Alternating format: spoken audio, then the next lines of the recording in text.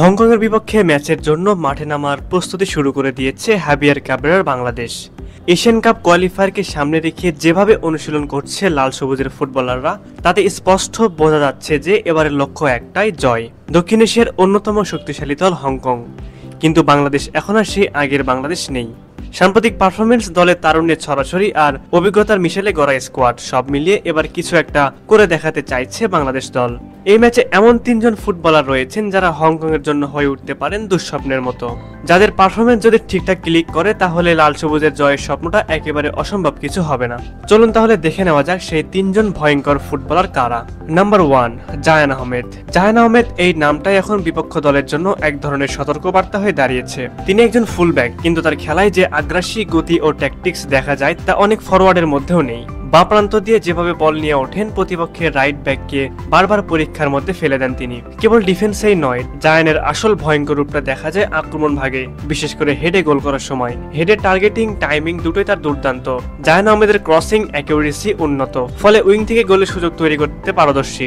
Hong Kong এর রক্ষণভাগ যদি তার গতিকে সামাল দিতে না পারে, তাহলে জায়ানের এক একটা রান ম্যাচের ভাগ্য নির্ধারণ করে দিতে পারে। নাম্বার 2, ফাহমিদুল ইসলাম। ফাহমিদুল ইসলাম তরুণ, উদ্যমী আর ভয়ডরহীন। অভিষেকে নিজেকে প্রমাণ করার চেষ্টা করেছেন তিনি। ভুটানের বিপক্ষে অভিষেক ম্যাচে তিনি বেশ কয়েকটি সম্ভাবনাময় আক্রমণ সাজিয়েছিলেন, সুযোগ তৈরি করেছিলেন, কিন্তু গোল মিস করে কিছুটা হতাশ করেছিলেন দর্শকদের। তবে সেই ভুল থেকে শিখেছেন এবং ক্যাবরেরা নিজেও তাকে নিয়ে যথেষ্ট আশাবাদী। মিডফিল্ডে তার ভিশন, পাসিং এবং বল কন্ট্রোল সব মিলিয়ে একজন প্লেমেকার হিসেবে তিনি বড় সম্পদ। তার সবচেয়ে বড় গুণ হলো লেফট ব্যাকে তার গতি। বেশ গতির সাথে তিনি বল নিয়ে উইংয়ে উঠতে পারেন।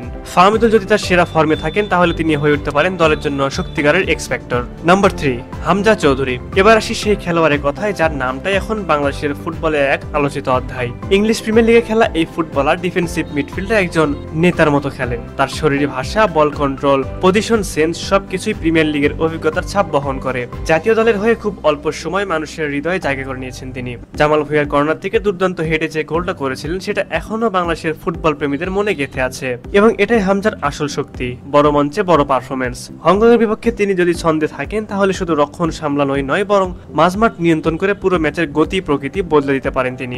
আমরা সবাই জানি হামজা চৌধুরী জেগে উঠলে ম্যাচ আমাদের হাতের মুঠোয় চলে আসবে। বাংলাদেশ দল এবার প্রস্তুত এক অন্যরকম লড়াইয়ের জন্য। জায়ান, ফাহমিদুল আর হামজা, এই 3 তারকার পারফরমেন্স যদি মেলে যায়, তাহলে হংকং এর মতো দলকেও হারানো অসম্ভব নয়। সুপ্রিয় দর্শক, আপনাদের কাছে কি মনে হয় হংকং এর বিপক্ষে এই 3 জন ফুটবলার কেমন পারফর্ম করবেন? তারা কি পারবে হংকংকে ঘরের মাঠে রুখে দিতে? অবশ্যই এই বিষয়ে আপনারা কি ভাবছেন তা আমাদের কমেন্ট বক্সে জানাতে ভুলবেন না।